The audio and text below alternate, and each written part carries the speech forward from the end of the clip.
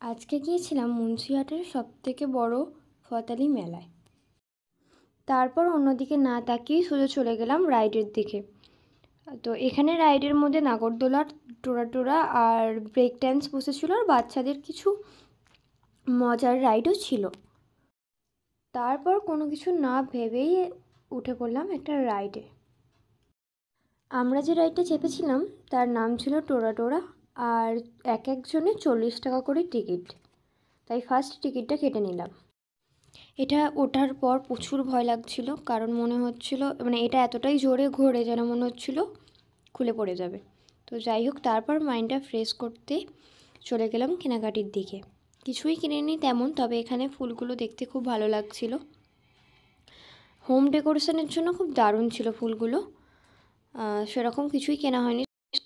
সেদিনের সন্ধ্যাটা এরকমভাবে মেলা ঘুরতে ঘুরতেই সুন্দর কেটেছিল। আর খাওয়া দাওয়া তো থাকেই, মেলা মানেই খাওয়া দাওয়া, ফুচকা মাস্ট। তারপর আর কি, এই ঠান্ডাতেও আইসক্রিম যাদের ভালো লাগে তাদের তো খেতেই হবে। তো এই আইসক্রিম খেতে খেতে আমি বাড়ি চলে গেলাম। টাটা, দেখা হচ্ছে নেক্সট ব্লগে।